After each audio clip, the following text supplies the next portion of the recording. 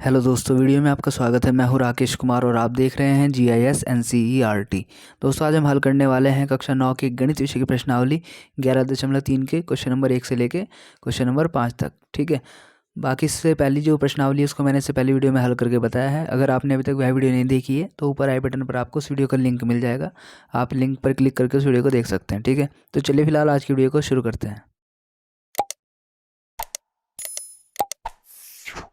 ये देखिए, यह है प्रश्नावली का पहला क्वेश्चन और इसमें कहा गया है उस लंबवृत्तीय शंकु का आयतन ज्ञात कीजिए जिसकी त्रिज्या, फर्स्ट पॉइंट है ये 6 सेंटीमीटर है और ऊंचाई है 7 सेंटीमीटर। दूसरा पॉइंट है त्रिज्या है 3.5 सेंटीमीटर और ऊंचाई है 12 सेंटीमीटर। तो हमें क्या ज्ञात करना है इसमें? शंकु का आयतन। ठीक है, तो चलिए इसका आंसर देखते हैं। प्रश्नावली को हल करने से पहले आइए समझते हैं लंबवृत्तीय शंकु का आयतन। यहाँ पर मैंने एक बेलन बनाया है और एक शंकु बनाया है। इनकी दोनों की त्रिज्या और ऊंचाई समान है। ये त्रिज्या r है, यहाँ पर भी त्रिज्या r है, ऊंचाई h है इसकी और इसकी भी ऊंचाई h है। तो दोनों आकृतियों की ऊंचाई और त्रिज्या समान है। ठीक है, यहाँ पर शंकु में मैंने तिर्यक ऊंचाई ली है l। तो बेलन का आयतन का जो फॉर्मूला होता है वो होता है πr²h। शंकु का आयतन जो होता है वो बेलन के आयतन का 1/3 होता है। ठीक है, तो इसलिए मैंने इसको लिखा 1/3 πr²h। इस तरीके से शंकु का आयतन हम लिख सकते हैं। अब प्रश्नावली के पहले क्वेश्चन का पहला पॉइंट है, हमें त्रिज्या दी हुई है r 6 सेंटीमीटर और ऊंचाई दी हुई है एक शंकु की। तो हमें शंकु का आयतन निकालना है। ठीक है, तो फॉर्मूला है v मतलब वॉल्यूम यानी कि आयतन 1/3 πr²h। 1/3 ऐसे रहेगा। पाई की वैल्यू 22/7 रखने के लिए कहा गया है क्वेश्चन के अंदर। आर की वैल्यू है 6, स्क्वायर है इसलिए 2 बार इसको लिख लेंगे। 6 गुना 6 गुना h है 7। ठीक, ये कैंसिल हो जाएगा, 7 से 7 कट गया, 3 दूनी 6। ठीक, अब जो वैल्यूज़ बची है वो बची है 22 गुना 6 गुना 2। इनकी आपस में गुणा करेंगे तो आएगा 264 घन सेंटीमीटर या क्यूब सेंटीमीटर। ठीक है, तो ये इसका आंसर हो गया फर्स्ट पॉइंट का। अब देखते हैं इसका सेकंड पॉइंट। इसमें भी ऐसे त्रिज्या दी गई है, ऊंचाई दी गई है, हमें आयतन निकालना है शंकु का। तो फॉर्मूला लगा देंगे 1/3 πr²h। 1/3 ऐसे रहेगा, पाई की वैल्यू रख देंगे, आर की वैल्यू रख देंगे, यहाँ पे स्क्वायर है इसलिए 2 बार लिख देंगे, h है 12। भाग कर लेंगे इनको, 7 से 3.5 गया तो यहाँ पे आएगा 0.5। ठीक है, 3 से 12 गया तो 4 आ गया। जो वैल्यू बच गई है उनको लिख देंगे यहाँ पर। ये मैंने यहाँ पे वैल्यू लिख दी है। इनकी मल्टीप्लाई कर लेंगे सबकी आपस में तो आएगा 154 क्यूब सेंटीमीटर। ठीक है, ये इसका आंसर हो गया। अब देखते हैं इसका दूसरा क्वेश्चन।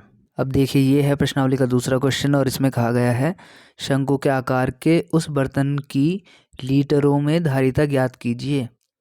फर्स्ट पॉइंट है जिसकी त्रिज्या है 7 सेंटीमीटर और ऊंचाई है 25 सेंटीमीटर। ये जो ऊंचाई है ये तिर्यक ऊंचाई है। ठीक है, सेकंड पॉइंट है ऊंचाई है 12 सेंटीमीटर और तिर्यक ऊंचाई है 13 सेंटीमीटर। तो उस बर्तन की हमें धारिता बतानी है, वो भी लीटर में। ठीक है, तो चलिए इसका आंसर भी देखते हैं। अब देखिए, ये है प्रश्नावली के दूसरे क्वेश्चन का पहले पॉइंट का आंसर। इसमें हमें त्रिज्या दी गई है और तिर्यक ऊंचाई दी गई है एक शंकु की और हमें इसका वॉल्यूम निकालना है, आयतन निकालना है, लेकिन लीटर में आयतन निकालना है। ठीक है, तो सबसे पहले हम क्या काम करेंगे, इसका h हमें चाहिए होगा, h निकालना पड़ेगा। h निकालने के लिए आपको फॉर्मूला याद होगा तिर्यक ऊंचाई का, l² बराबर r² प्लस h²। तो हमें यहाँ से h² निकालना है, तो h² ऐसे रहेगा, r उधर जाएगा l के पास। ठीक है, माइनस में हो जाएगा इस तरीके से। स्क्वायर भी हटाएंगे तो फिर h निकल के आएगा इस तरीके से, l² माइनस r²। ठीक है, तो फाइनली हमें h निकालना है। तो इस तरीके से आप देख सकते हैं h निकालने के लिए फॉर्मूला हमारे पास रेडी है। अब इसमें वैल्यू पुट कर देंगे। l की वैल्यू है 25, इसका स्क्वायर कर दिया। r की वैल्यू है 7, इसका स्क्वायर कर दिया। ये हो गया 625, ये हो गया 49, ये आ गया 576। सब्ट्रैक्ट करने पे ये हो जाएगा 24। इसका वर्गमूल निकालेंगे तो 24 आ गया। तो h आ गया हमारे पास 24 सेंटीमीटर। ठीक, अब हमें क्या निकालना है, इसका वॉल्यूम यानी कि आयतन। फॉर्मूला है 1/3 πr²h। 1/3 ऐसे रहेगा, पाई की वैल्यू 22/7 रखनी है। r है हमारे पास 7, स्क्वायर कर देंगे, 2 बार लिख देंगे ऐसे। एच अभी हमने निकाला है 24, डिवाइड कर देंगे 3 अट्ठे 24, ठीक है, ये वैल्यू बचेगी। इनकी सबकी आपस में गुणा कर लेंगे तो आएगा 1232 क्यूब सेंटीमीटर। लेकिन ये तो क्यूब सेंटीमीटर में आया है आंसर, हमें लीटर में निकालना है, ठीक है, इसलिए हम इसको लिखेंगे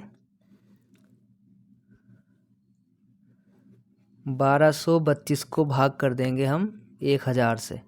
जब हम इसको 1000 से भाग करेंगे तो आएगा 1.232 लीटर, लीटर में बदल जाएगा, ठीक है। यहाँ पर भी लीटर में बदल चुका है। ऐसा क्यों हुआ है, इसका एक रीज़न है, क्योंकि हमें पता है 1 लीटर का मतलब होता है 1/1000 क्यूब सेंटीमीटर, ठीक है। 1 लीटर का मतलब होता है 1/1000 क्यूब सेंटीमीटर, ठीक है। तो यहाँ पर हमारे पास है 1232 क्यूब सेंटीमीटर, तो इसको हमें लीटर में बदलना है, तो हम क्या करेंगे, किससे मल्टीप्लाई कर देंगे 1/1000 से, या हम कह सकते हैं 1000 से भाग कर देंगे तो ये लीटर में बदल जाएगा, ठीक है। तो इस प्रकार से आंसर आ गया। अब देखते हैं इसका सेकंड पॉइंट। अब देखिए ये है इसका सेकंड पॉइंट, इसमें एच दिया गया है, एल दिया गया है, आर नहीं दिया गया है, तो इसमें आर निकालेंगे, वही वाला फॉर्मूला लगा देंगे, ठीक है। तो इस तरीके से बन जाएगा वो आर बराबर √ में L² - H², ठीक। इसमें वैल्यू पुट कर देंगे, एल की वैल्यू है 13, ऐसे एच की वैल्यू रख देंगे यहाँ पे 12, ठीक है। इनका स्क्वायर कर देंगे 169, ये हो गया 144, सब्ट्रैक्ट कर देंगे 25 का वर्गमूल 5 सेंटीमीटर, ठीक है। आर निकल गया। अब निकालेंगे इसका वॉल्यूम यानी कि आयतन, फॉर्मूला लगा देंगे 1/3 πr²h, 1/3 ऐसे रहेगा, पाई की वैल्यू रख देंगे 22/7, आर है 5, स्क्वायर कर देंगे तो 5 × 5 हो जाएगा, एच की वैल्यू रख दिया 12, ठीक है। डिवाइड कर देंगे इनको, 3 × 4 = 12, ठीक है। जो वैल्यू बची है उसको लिख लेंगे, इनके ऊपर सबकी मल्टीप्लाई कर लेंगे, 2200 आ जाएगा, नीचे 7 ही ऐसे रहेगा। ये हो गया क्यूब सेंटीमीटर में। लेकिन हमें इसको लीटर में कन्वर्ट करना है तो हमें डिवाइड करना होगा 1000 से। तो जब मैं इसको 1000 से डिवाइड करूँगा तो 1000 की गुणा 7 में हो जाएगी, इस तरीके से रहेगा वो नीचे ही 1000 ऐसे, ठीक है। ये 2 0 कैंसिल हो जाएगी, फिर हमारे पास बचेगा 22 और नीचे बचा 70। इनको डिवाइड कर सकते हैं हम, 2 से इसको डिवाइड किया 11 आ गया, और 2 से इसको डिवाइड किया ये आ गया 35, ठीक है। तो इस तरीके से जो आंसर आ गया हमारा 11/35 लीटर, ये आंसर हो गया, ठीक है। तो इस प्रकार से करना है। अब देखते हैं इसका तीसरा क्वेश्चन।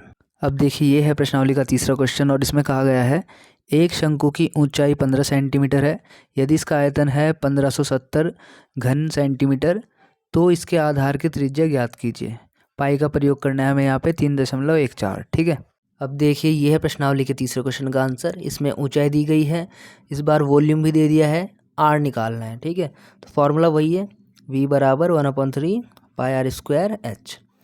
V कितना दिया है इस बार 1570, बराबर में रहा 1/3, पाई की वैल्यू रखनी है 3.14 इस बार, आर कुछ नहीं दिया गया है तो इसको r² ऐसे लिखना है, h है 15, ठीक है। ये वैल्यू रख दी है हमने। अब हमें क्या करना है, हमें r² निकालना है, तो r² ऐसे लिख दो, बाकी ये 15 और 70 ये भी ऐसे रहने दो।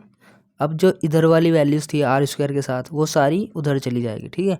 1/3 ये नीचे 3 नीचे भाग में इधर आएगा तो गुणा में हो जाएगा इसके साथ, बाकी ये 3.14 यहाँ पे गुणा में है, 15 भी गुणा में है, तो इधर की साइड आएंगे तो ये नीचे आएंगे डिवाइड में, इस तरीके से, ठीक है। फाइनली ये वैल्यूज़ मिलेंगी, इनको डिवाइड कर लेंगे, 3 × 3 3 × 5 = 15, ठीक है।